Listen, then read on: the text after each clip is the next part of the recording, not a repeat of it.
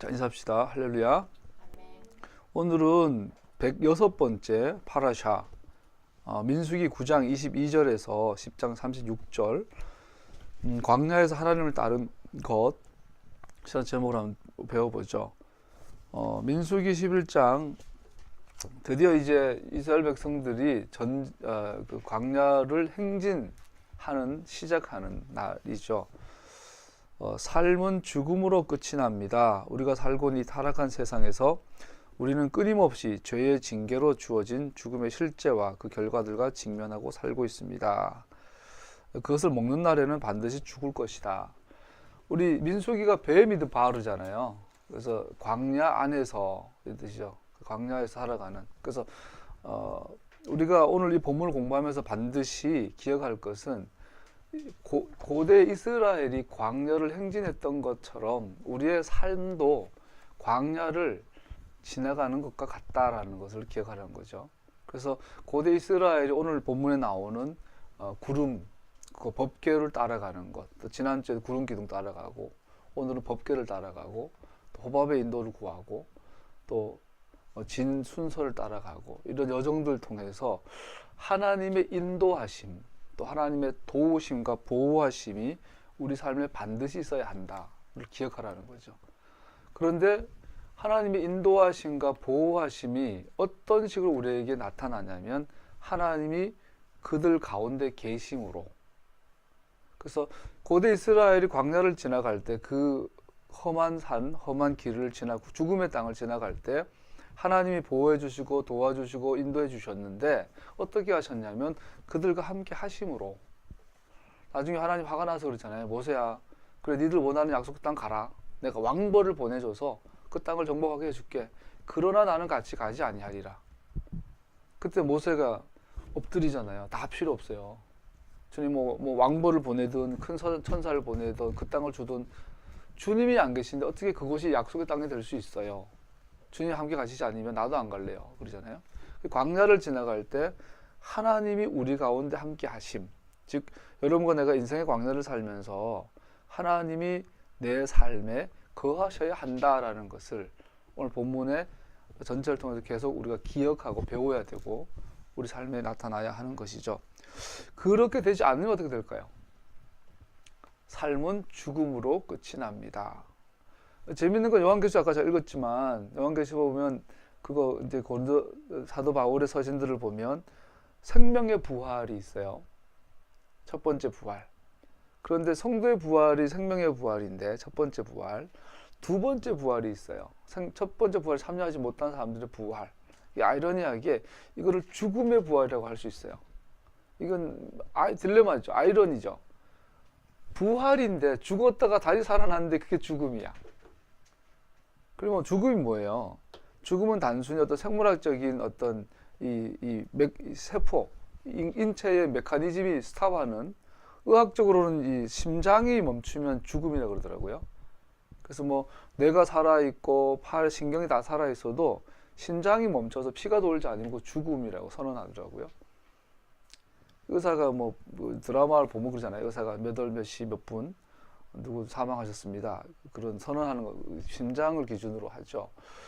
우리는 죽음에 대해서 정의를 쉽게 못 내려요. 그런 성경에서 말한 죽음은 단순히 우리의 신정지가 오거나 우리 신체 기능이 멈춘다거나 지옥 간다 이런 게 아니라 성경에 말한 죽음의 본질은 단절이에요. 하나님과 단절. 하나님에게서 쫓겨난, 하나님과 단절된, 하나님 앞에 나아갈 수 없는, 이게 죽음이죠. 죄와 같은 상태가 되죠. 그래서 죽음의 부활이라는 게 있어요. 아니 천년왕국 동안 땅속에 그 지옥에 갇혀 있다가 예수님께서 백보자 심판 때 다시 부활하긴 했는데 하나님과 영원한 단절이야. 이게 죽음이에요. 이게 죽음. 그게 죽음이에요. 하나님은 나는 사망을 꾹꾹 삼켜버리셨다. 그래서 성도는 죽지 않아요. 잔다고 그러죠. 그래서 이 기준은 간단해요. 이 베미드바르, 어느 누구도 이 광야 아닌 인생이 없는데 광야에서 하나님이 거하시는 삶을 산 사람은 생명으로, 약속의 땅으로, 생명의 땅으로 들어가게 되고, 하나님 없는 삶을 살았던 사람들은 죽음이 맞이하게 된다라는 것을 오늘 베미드바르, 민수기는 계속해서 우리가 말하고 있는 거죠. 그래서 그것을 먹는 날에는 반드시 죽을 것이다. 살아있는 모든 인간은 죽습니다. 에덴 동산에서 사귐을 암시하는 표현이 그날 서늘할 때 함께 하나님과 함께 걸었다라는 표현이 있습니다. 광야에서 이스라엘이 쉐킨의 영광을 따라 걸어갔던 것, 40년 동안 이스라엘은 훈련을 해요. 하나님과 함께 걷는 것, 함께 걷는 것. 문득 그런 생각이 또 하나님과 함께 걷는 것, 쉐키나 영광을 따라간 그것을 우리는 에덴 동산에서 하나님이 서늘할 때 함께 걸었더라, 할라카였더라, 히트 할레크 하였더라. 이것이 하나님 함께 하신 삶의 어떤 그 특징이죠. 함께 걷는 것. 하나님께서는 당신의 가족들을 보호자와 같이 돌보시고 목양하시며 여전히 인도하고 계십니다. 그러나 지금은 광야의 거친 환경에서 그리하시고 계십니다. 여러분과 나도 여전히 인도하고 계십니다. 오늘 본문은 각 지파의 군대가 전면에 서는 것을 소개하며 시작합니다. 에덴의 평화는 이 세상에서 전쟁의 길이라는 사실을 일깨워 줍니다. 에덴의 평화, 에덴의 샬롬은 이 광야, 우리의 실존은 광야라는 거죠. 이 광야에서 에덴의 평화를 맛보고 실현할 수 있는 길은 전쟁밖에 없다라는 거예요. 전쟁을 통해서 된다. 그래서 오늘 민수기 본문에 보면 은나팔을 불어서 부는데 이 군대 소집 명령이죠. 군대로 소집하고 제일 앞에 유다 지파를 세우고, 유다 지파는 메시아 지파예요. 그래서 메시아가 이스라엘을 인도하는 형상이 되고, 유대 지파 직전에 바로 뒤따르는 지파가 루벤 지파예요. 이 루벤 지파는 육적인 힘, 군사력, 그걸 상징하거든요. 그래서 이 땅을 걸어가고 살아가는데 우리는 결국은 뭐예요? 싸워야 한다는 거죠. 싸우지 않으면 포로가 되고, 싸우지 않으면 우리는 노예가 되는 거죠. 하나님의 말씀을 법계잖아요. 법계를 따라가는 이 광야 여정의 인생, 기독교인 아니 메시아닉 신앙인의 삶은 전쟁이라는 거죠. 전쟁은 실수가 없잖아요. 남자들은 군대 갔다 왔지만 전쟁을 우리 해보지 못했는데, 제가 군대 가기 전에는 전쟁이 막 굉장히 무서운 줄 알았어요. 근데 정작 군대 가서 이제 군사훈련도 받아보고 뭐 이야기 들어보니까 이게 매일 싸우는 게 아니에요. 3년 동안 전쟁해도 싸우는 날은 한 달에 며칠밖에 없어요. 근데 그 하루를 위해서 준비하는 거죠. 옛날에 뭐 우리 펀치볼이라든지 우리나라 이제 백마고지 뭐 이런 데는 하루 아침에도 막 싸우고 죽고 하지만 이런 치열한 전투는 몇 번 없어요. 사실은 전쟁이라는 것에 들어가면 그 중간중간 여유가 있죠. 근데 문제는 긴장을 풀면 뭐 지금도 GOP 같은 경우는 뭐 귀찮으니까 어디 어둠누다 그냥 총알 날아오기도 하고 그럴 수 있는 거죠. 그래서 여러분 명심하셔야 돼요. 우리의 인생은 전쟁이라는 거죠. 즐기고 여유 부릴 우리 상황이 아니라는 거죠. 특히 오늘 우리 공동체 주시는 말씀이 있을 것 같아요. 타협할 수 없는 부분이에요. 전쟁은 적이냐 아군이냐 둘 중 하나의 문제가 광야를 걸어가는 우리의 실존의 모습이죠. 이스라엘은 그래서 이 광야를 지나가면서 자기 마음대로 행동하지 않았습니다. 알지 못하는 광야의 땅을 지나는 여행의 쉐키나를 주의 깊게 조심해 따라갔습니다. 구름이 하루나 이틀 아니면 한 달이라도 두 달 혹은 더 이상이라도 머무르면 이스라엘은 하나님 자신의 이스라엘에게 진을 철거하고 약속의 땅으로 계속 여행할 것을 지시할 때까지 진을 치고 기다려야 했습니다. 이때 사용한 언어를 주목해 볼 필요가 있습니다. 13절, 이것은 주님께서 모세를 시켜 지시하신 명령을 따라 한 첫 번째 행군이다. 그래서 명령을 따라 서고 가고 서고 가고, 주님의 명령을 따라 진을 쳤고 주님의 명을 따라 출발하였습니다. 그들은 주님께서 모세를 통해 명령하시면 그 주님의 명령을 지켰습니다. 모든 것은 주님을 따라 뜻을 따라 이루어졌습니다. 이것이 하나님께서 이스라엘로 의도하신 그림입니다. 자, 하나님 의도하신 우리의 삶이 뭘까요? 주님의 길로 행하는 것에 자신을 헌신한 개개인들로 구성된 한 나라. 그래서 각 개개인이 하나님의 뜻을 따라 명령을 따라 걸어가는데 이것이 동시에 하나의 공동체가 되고 회중이 되고 민족이 되고 국가가 되어져서 하나님 따라가는 이 형상, 이것이 하나님이 계획하신 이스라엘의 모습이라는 거죠. 같이 가는 것, 이것을 우리는 할라카, 걸어가다, 하나님과 함께 서늘할 때 거닐었더라. 이런 표현들이죠. 이스라엘이 1절에서 10절까지는 은나팔이라는 얘기 나옵니다. 물리적으로 어떻게 따라갔을까? 은나팔 그러면 두드려서 만드는데 우리 절기에 보면 총 세 종류의 큰 나팔들이 있잖아요. 첫 번째 나팔 오순절에 불었다 그러고 그 마지막 나팔은 나팔절에 그리고 대속죄일 날 큰 나팔이 불죠. 아까 우리가 불렀던 요한계시록의 이사야 오늘 하프타라 27장에 보면 큰 나팔 소리에 이스라엘이 약속의 땅으로 모여온다는 이야기가 있죠. 그리고 요한계시록에도 보면 일곱 번째 나팔이 일곱 나팔이 있고 고린도후서 15장인가 보면 또 사도 바울이 말한 마지막 나팔에 큰 나팔 소리와 함께 주님의 재림에 대한 예언들이 있죠. 여기서 말하는 이 은나팔은 두드려 만들었는데 오늘날 찾아봐도 무중호각, 그러니까 우리가 운전하다 보면 짙은 안개가 있잖아요. 그래서 특히 이제 옛날에 배가 이제 항구에 들어올 때 안개가 짙은 앞이 안 보이잖아요. 그러면 빛도 안 보이니까 그때 신호하는 소리를 무중호각이라고 그랬대요. 안개 중에 그때 이제 부는 소리는 우리 이제 호른 부 이런 소리요. 그래서 멀리서 들리는. 그래서 은나팔의 역할이 그런 소리였을 거라고 생각을 하는 거죠. 그래서 멀리서 들릴 수 있는 소리. 우리가 뭐 트럼펫처럼 이런 소리보다 그 백고동 소리 같은 웅이 떨려서 멀리서 들려줄 수 있는 그런 은나팔 소리. 아주 엄중한 소리가 되겠죠. 나팔은 해방을 소집할 때 사용했고 여행을 시작할 때, 행진을 시작할 때, 그리고 절기 때에 그 임박한 전투에 대해서 신호할 때, 또 희생 제사를 드렸을 때 나팔을 불었죠. 흥미로운 것은 본문의 은나팔은 재밌어요. 네 하나님 앞에 너희를 기억나게 하기 위해 불어라 돼 있어요. 우리 한번 10절 읽어볼까요? 10장 10절 시작. 너희들이 준비된 것들과 너희들이 정기적으로 모이는 날과 매달 초하루에는 너희가 번제물과 화목제물을 바치며 나팔을 불어나가라. 그러면 너희 주 하나님이 너희를 기억할 것이다. 내가 주 너희의 하나님이다. 재밌는 것은 나팔을 불면 하나님이 우리를 기억하신다고 그래요. 이 나팔을 불면 이스라엘의 계속되는 역사에서 은나팔을 부는 것은 하나님께서 이스라엘이 광야를 지나 그 땅으로 여행하는 동안 인도하시고 보호하신 것을 기억하게 하는 방식입니다.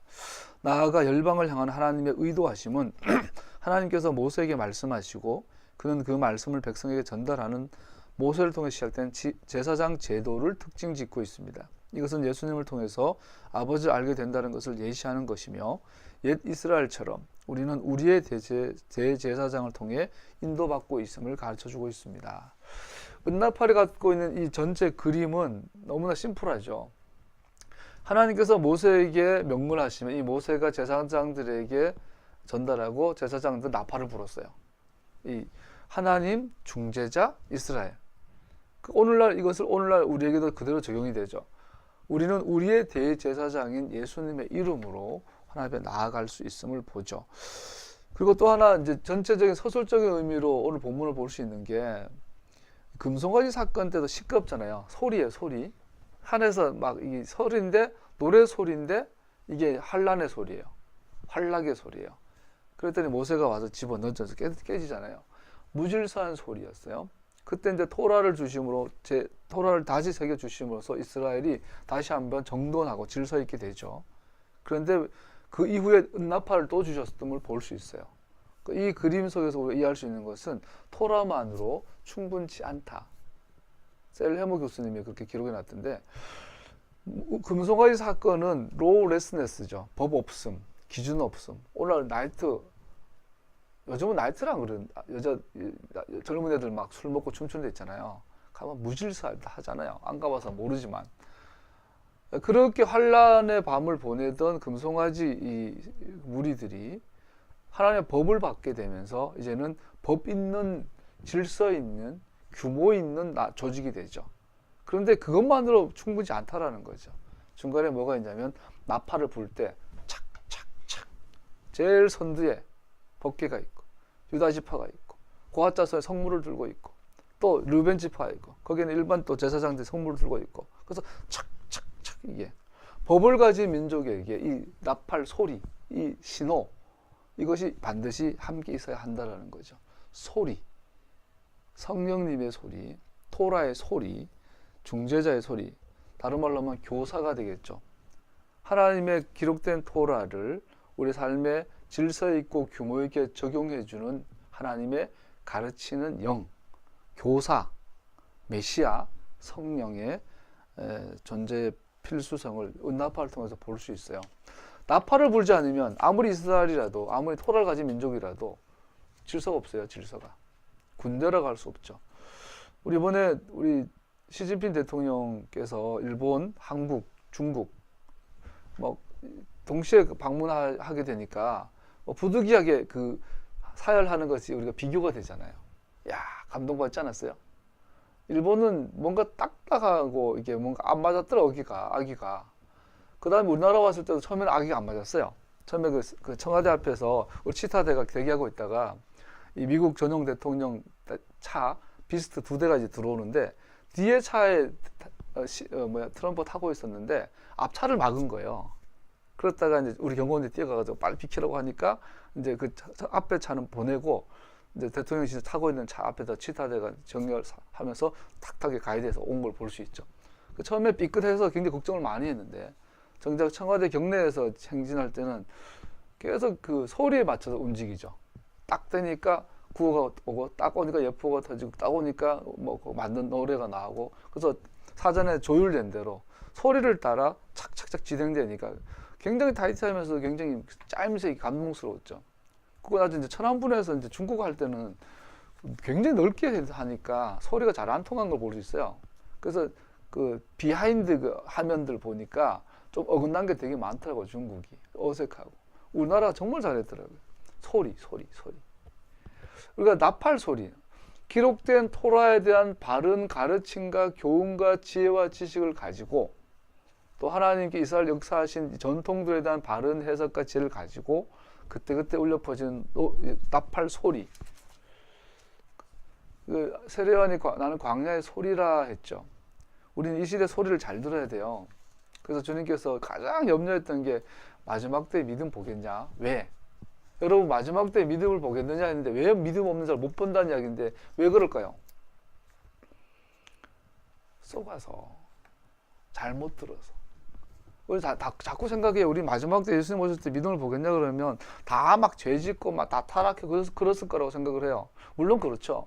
근데 그 원인이 뭐냐면 주님께서 그러잖아요. 미혹되지 마라. 속지 말아라. 내가 여기 있다 저기 있다 하더라도 속지 말아라. 속아서 믿는 사람이 없는 거예요. 속아서. 이 소리를 구별 못한 소리를. 이게 무슨 소리인지 모르는 거야. 하나님의 토라를 바르게 해석하는 소리. 주님께서 나는 토라를 완성하러 왔다. 바르게 해석하러 왔다. 이게 굉장히 무서운 이야기죠.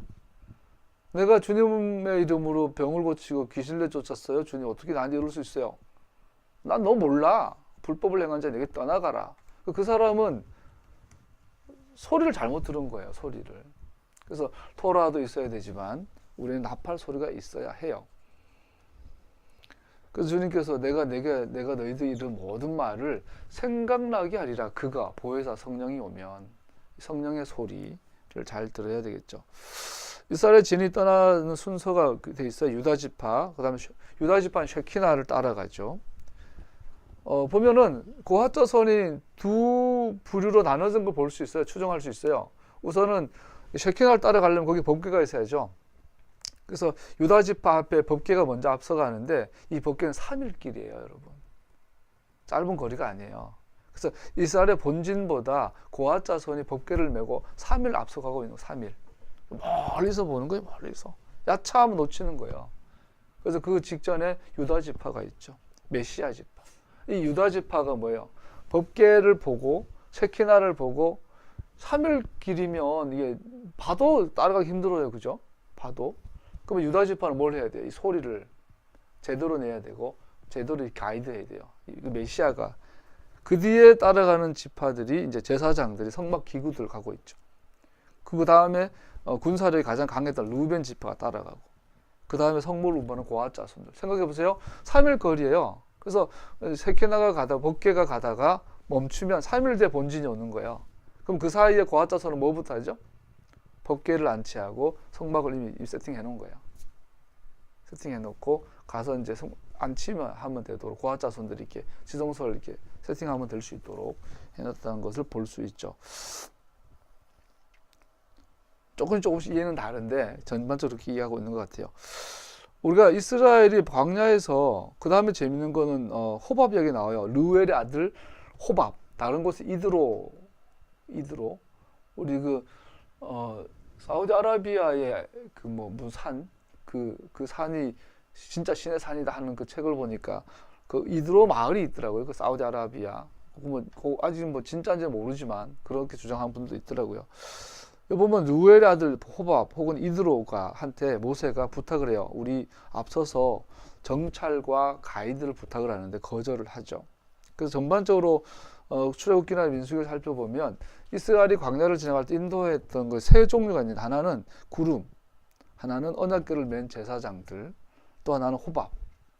그런데 본문에서 호밥이 거절했다는 기록은 있지만 실제로 가이드했다는 기록은 없어요. 그래서 수정하지 말고 본문 그대로 보면 모세오경에서 호밥, 이드로는 이스라엘을 인도하지 않은 거라고 보는 게 더 타당하겠죠. 그런데 이 호밥이 갑자기 뜬금없이 오느냐? 모세가, 아니 제사장이 있는데, 법궤가 있는데, 쉐키나가 있는데 왜 인간한테 가이드를 부탁했을까요? 이해가 안 돼요. 어쨌든 거기에 대한 성경적 답은 없어요. 또 호밥이 실제로 가이드했단 말도 없어요. 그래서 호밥이 갖고 있는 의미가 뭐냐라는 거죠. 물론 교회 성장학에서는 이 이드로가 나중에 이돌 시스템 그래가지고 저희도 순복음교처럼 오호 시스템 만들어내죠. 대교구, 소교구 이래가지고 그래가지고 교회 성장학적으로 이드로의 존재를 보기도 하는데 아니죠. 이드로라는 존재는 굉장히 중요한 구원론적인 가치가 있는데, 그게 뭐냐면, 우리가 함께 가신다면 주님께서 우리에게 주신 좋은 것을 무엇이든 당신에게 드리겠습니다. 물론 거절해요. 그런데 사사기에 보면 호밥이 여수아의 백성들과 함께 땅을 유업으로 받아요. 호밥이, 이방인이. 심지어 미디안 제사장, 오늘 미디안 무당아들이 이스라엘이 된 거예요. 그래서 이방인이 약속의 땅을 취하는 인물이에요. 이것은 우리에게 주신 복음을 말해주죠. 계약의 축복은 이스라엘에 부속된 모든 사람에게 유효합니다. 즉 하나님께서 이스라엘 축복을 약속하셨을 때 이 축복은 그 개인의 혈통과는 아무런 관계가 없다는 것입니다. 오히려 하나님의 축복은 계약 국가에 부속되어 있는가를 본다는 거죠. 하나님의 백성의 일부분인 모든 이들은 같은 복을 받습니다. 거기에는 차별이 없습니다. 호밥이란 존재를 통해서 우리는 알게 된 거예요. 하나님의 약속의 땅을 유업으로 얻는 것은 유대인이어서가 아니라, 아브라함의 혈통적 후손이라서가 아니라 이스라엘에 부속된 자였기 때문에, 쉽게 말해 이스라엘의 주민등록증을 갖고 있으니까 약속의 땅을 들어갔을 때 땅을 유업으로 받는 거예요. 무상 분배를 받는 거예요. 토지 무상 분배를 받을 자격이 있는 거예요. 누구에게?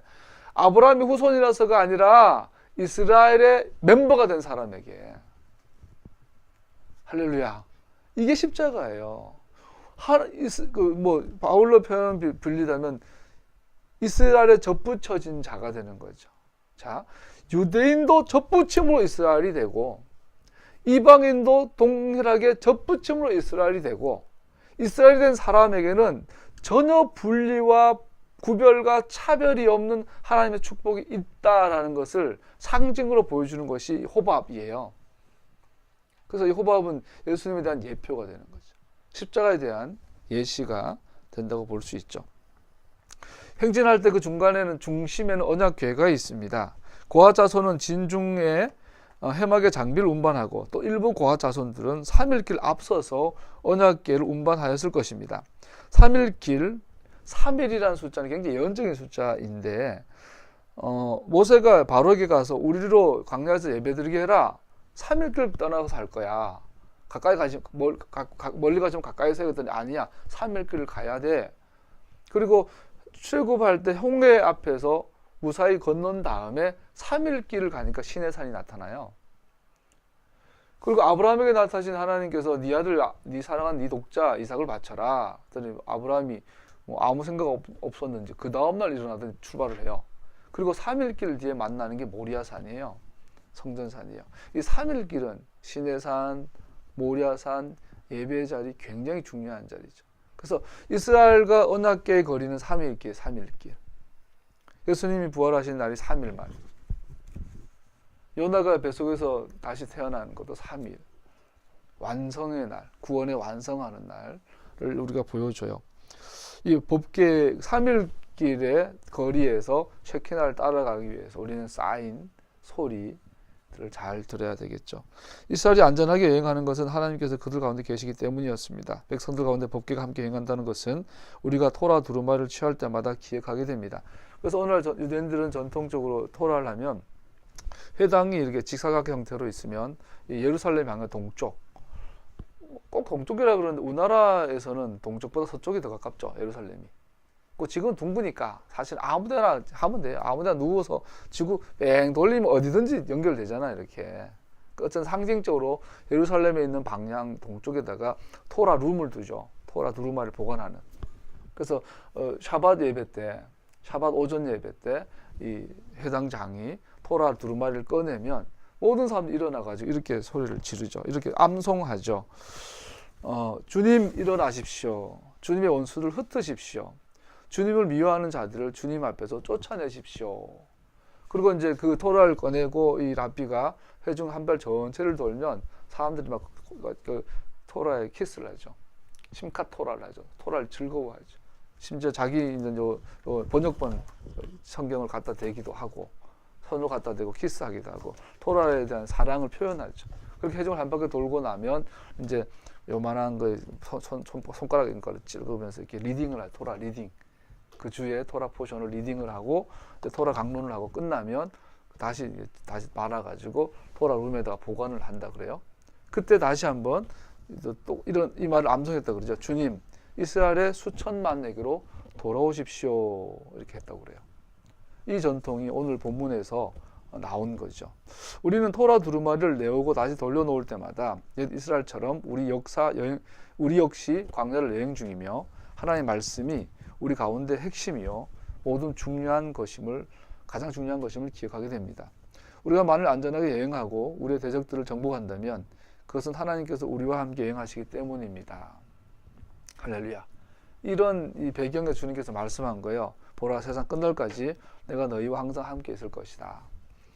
이사야 20장을 나눠봤습니다. 광야에서 나팔 소리가 들리면 광야의 나팔 소리처럼 이스라엘의 아들들은 하나님의 나팔 소리를 알아듣고 순종할 것이며 그가 자기들을 위해 싸우실 때 돌아설 것이며 그들의 원수들을 진압할 것입니다. 그들은 그 땅으로 다시 되돌아올 것이며 그의 거룩한 산에서 예배드릴 것이라고 이사야 27장에 기록되어 있습니다.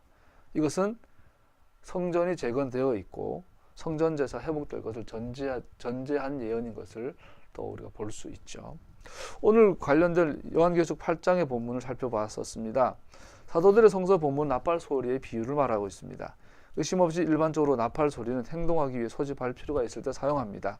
그래서 요한계시록에서 들린 나팔 소리는 예정하신 국가 권력의 종말을 불러일으키고 이스라엘의 구원과 그 원래의 계약 당사자의 지위로 다시 모으시는 하나님 행하심에 대한 신호를 보내는 것입니다. 오늘은 짧아요. 말씀 마무리할게요. 저는 개인적으로 하나님께서 정말 감사한 게 어릴 때부터 나도 모르게 했던 기도가 토라 안에 진리 안에 머물게 해주세요 주님. 내 평생에 진리의 그늘에 거하게 해주세요. 이게 중학교 때부터 기도였어요. 왠지 몰라요. 누가 시킨 것도 아닌데 그랬던 것 같아요. 지금도 기억나는 게 고향 임동에서 안동 시내로 이제 고등학교 버스 타고 다니는데 어느 날 버스를 타는데 혼자 탔어요. 비도 오고 창문 밖을 보면서 그 고등학교 때도 그 기도를 한 거 나도 모르게 주님 진리 안에 진리의 그늘 아래 머물게 해주세요. 죽을 때까지. 이제 첨가된 게 나이가 들면 들수록 더 진리 안에 있게 해주세요. 그렇게 기도하게 하신 것 같아요. 중학교 어릴 때부터.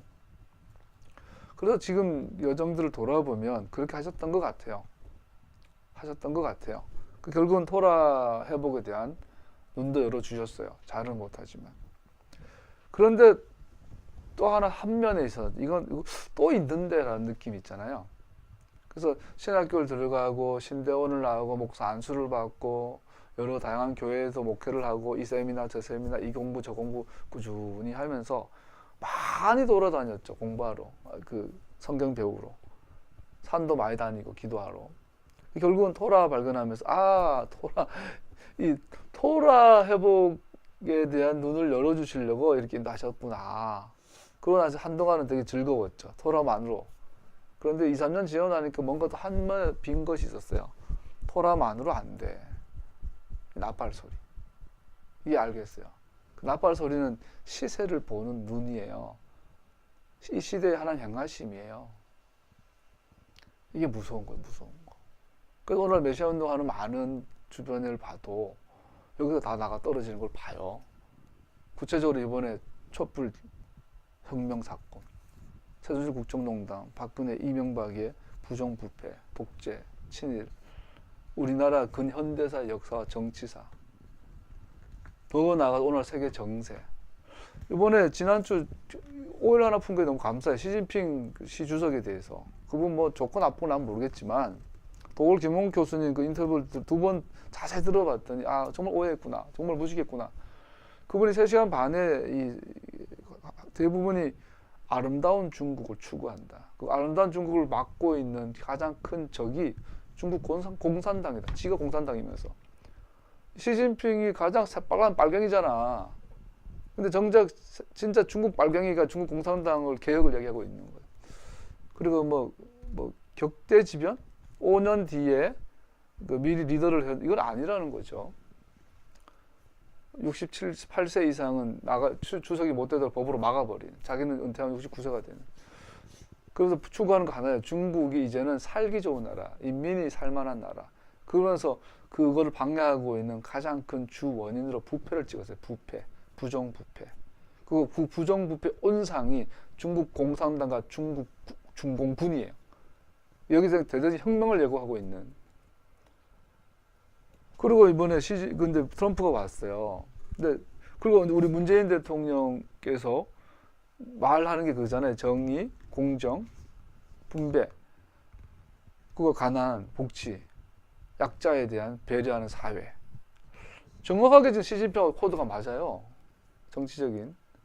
그 이번에 인도네시아를 가셨는데 조코위? 이름이 희한해가 조도위?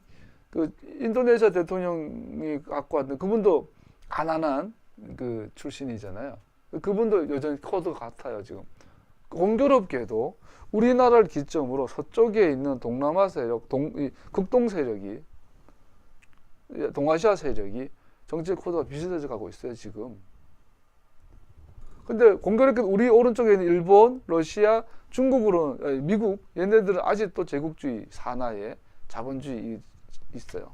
막 힘으로 누르려고 하는. 공존을 이야기하지 않아요. 이번에 트럼프도 계속 그 경제 블록화를 반대하고 1대1로 이제 경제하겠다라는 미국은. 근데 중국은 반대로 경제를 블록화해가지고 미국이 대항하겠다라는. 이 큰 흐름 속에서 우리가 명심해야 될 건 알아야 돼요. 오늘 요한계시록에서 말해요. 지상에 있는 모든 왕들, 모든 나라는 없어질 거예요. 일회용이에요.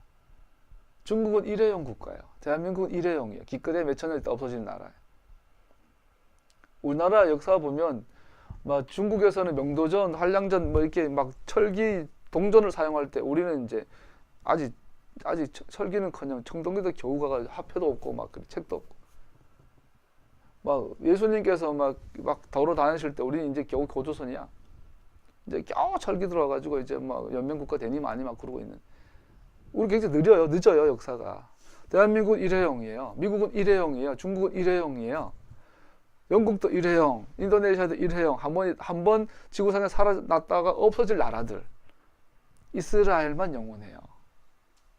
그러면 우리가 이 시설, 이 변화, 이 변화 가운데 만약에 작년 가을에 촛불 집회가 없어서 이런 좋은 정권이라고 되지 않았다면 이번에 이 정상회의에 박근혜가 섰었다면 상상을 못하겠어요. 상상을.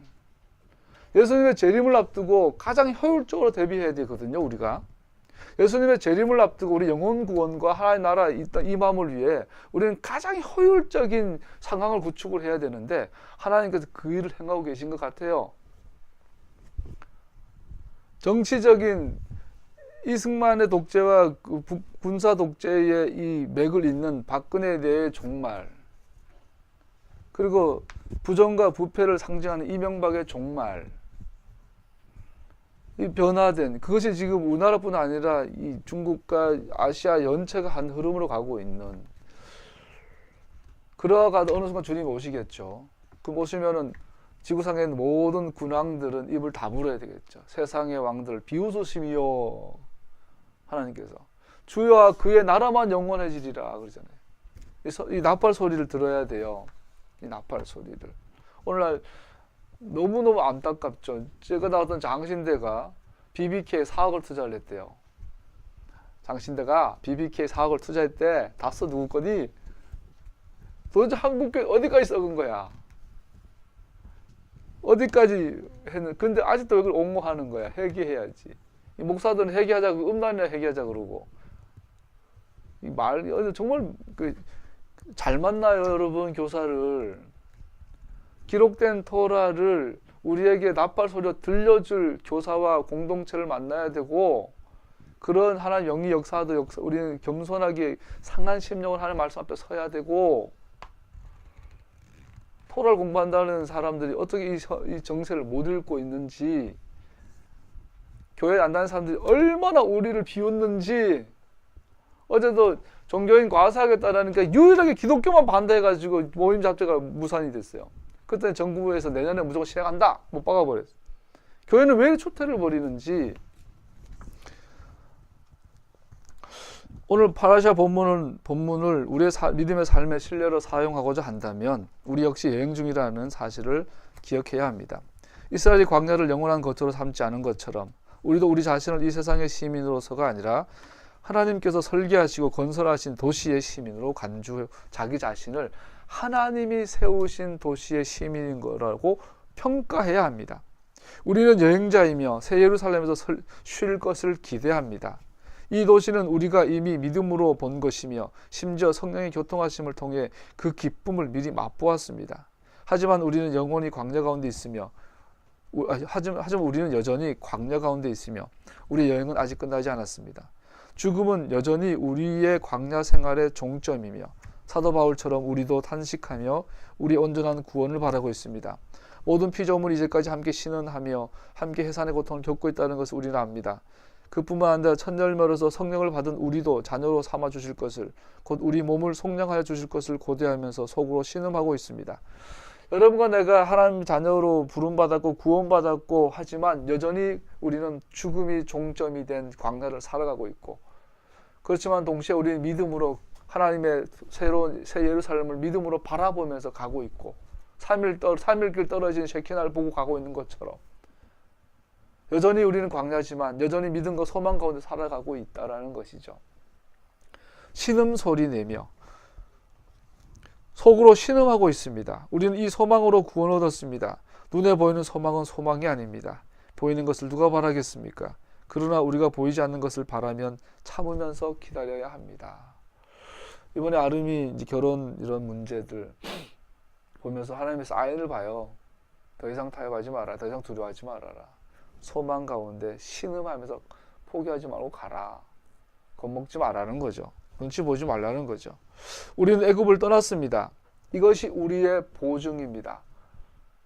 우리는 전통교회를 떠났습니다. 이것이 우리가 가는 길에 대한 담보입니다. 우리는 아직 우리의 완전하고 최종적인 안식에 들어가지 못했습니다. 그러므로 우리는 우리의 눈을 하나님과 그가 우리를 인도하시는 약속하신 땅에 두고 여행을 계속해야 합니다. 그러나 우리는 우리의 힘이나 우리의 지혜가 아닌 하나님 자신이 우리에게 주신 길을 따라 여행해야 합니다. 옛 이스라엘의 분명한 행진 순서를 주셨던 것처럼 우리에게 역시 여행할 때에 따라야 할 삶의 길을 주고 계십니다. 만일 우리의 소망을 이루고자 한다면 그러면 우리는 우리 가운데 하나님을 모셔야 하며 그가 우리의 인도자가 되시고 보호자가 되시는 여행을 해야 합니다. 그리고 우리는 여행이 얼마나 어렵든지 간에 광야에서 머무는 것에 만족하지 말아야 합니다. 우리는 여행의 결과로 오는 우리의 투쟁에 마음을 잃어버리지 말아야 합니다. 왜냐하면 우리는 더 좋은 곳에 하나님이 거하시고 그의 영광이 더 이상 우리의 약함과 불순종으로 물러나지 않으며 우리를 위해 희생으로 사신 안식이 실제가 되는 그곳에 소망을 두고 있기 때문입니다. 이 소망을 우리 안에 지니고 있기에 우리는 여행을 계속하도록 깨끗해지고 또한 강해져야 합니다. 할렐루야. 요한일서 3장 1절 17절 읽고 마치겠습니다. 아버지께서 우리에게 얼마나 큰 사랑을 베푸셨는지를 생각해 보십시오. 하나님께서 우리를 자기의 자녀라 일컬어 주셨으니 우리는 하나님의 자녀입니다. 세상이 우리를 알지 못하는 까닭은 하나님을 알지 못하기 때문입니다. 사랑하는 여러분, 이제 우리는 하나님의 자녀입니다. 앞으로 우리가 어떻게 될지는 아직 밝혀지지 않았습니다만 그리스도께서 나타나시면 우리도 그와 같이 될 것임을 압니다. 그때에 우리가 그를 참모습대로 뵙게 될 것이기 때문입니다. 그에게 이런 소망을 두는 사람은 누구나 그가 깨끗하신 것과 같이 자기를 깨끗하게 합니다. 기도하겠습니다.